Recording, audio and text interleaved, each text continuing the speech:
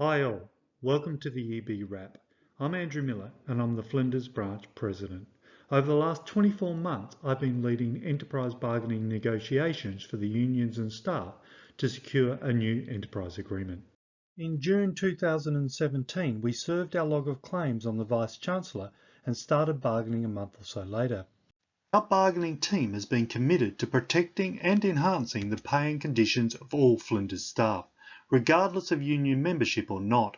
All staff are consequently protected by the enterprise agreement the unions have negotiated.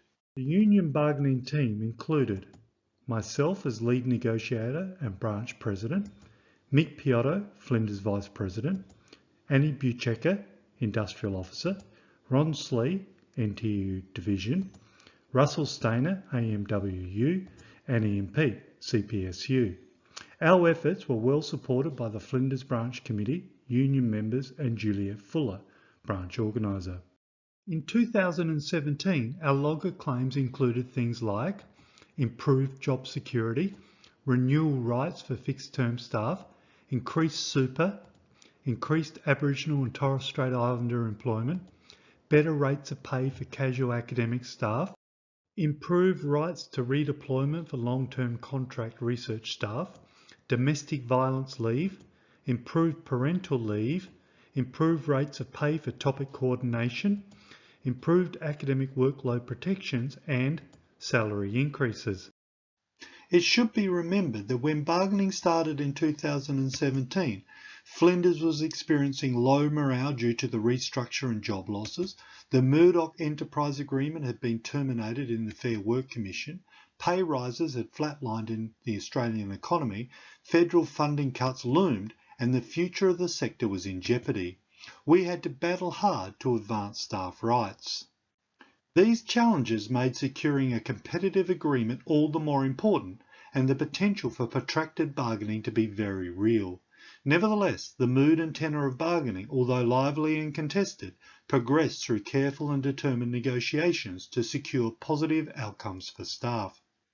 The new enterprise agreement has been approved by NTEU members.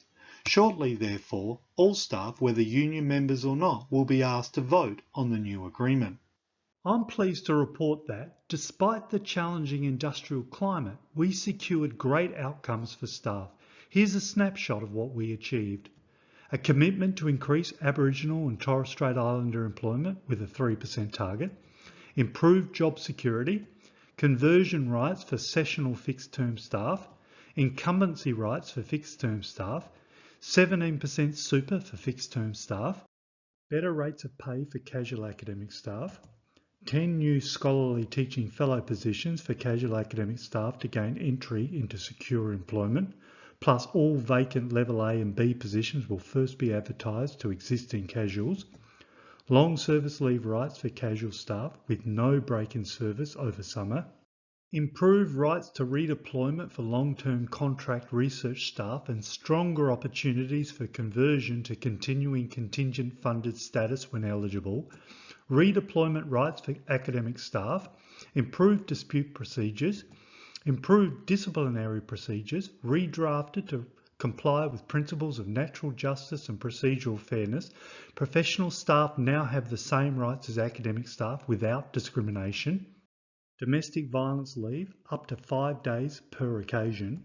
Improved partner leave increased from 5 to 15 days. Maternity leave redefined as primary carer leave, improved flexible work arrangement provisions, improved redundancy and redeployment procedures. Staff who travel frequently for work will be provided with a corporate credit card for expenses rather than a weight reimbursement. Forward planning to improve access to OSP. Topic coordination allowances redefined to minimise topic coordination at level A.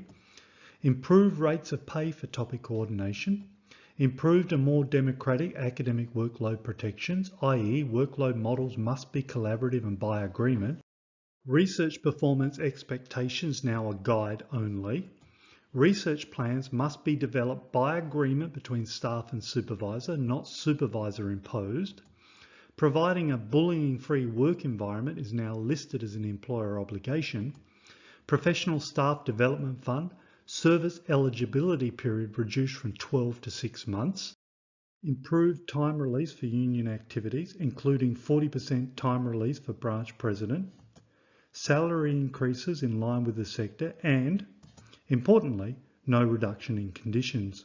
On salary, Flinders has closed the gap on Uni SA and Adelaide. We have secured a large $2,100 uplift to the salary scales this year and a 2% per annum compounded increases over the term of the agreement for someone on $90,000 a year.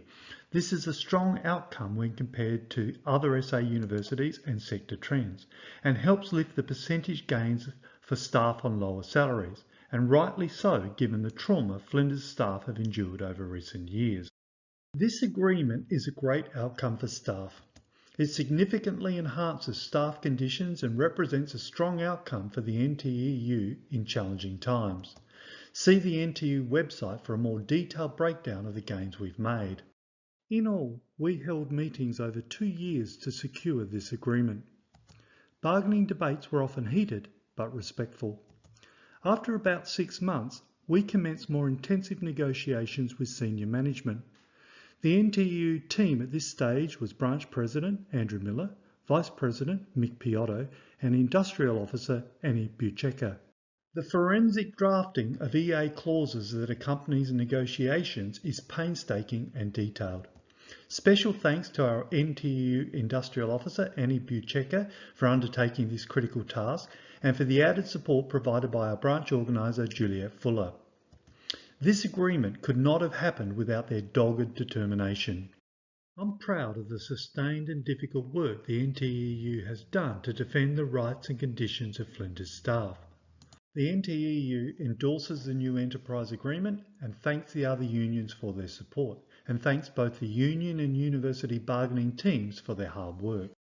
I'm Andrew Miller and I'm proud to have represented Flinders staff in EB negotiations. Remember, it's staff and their collective efforts that makes Flinders great, and we are great.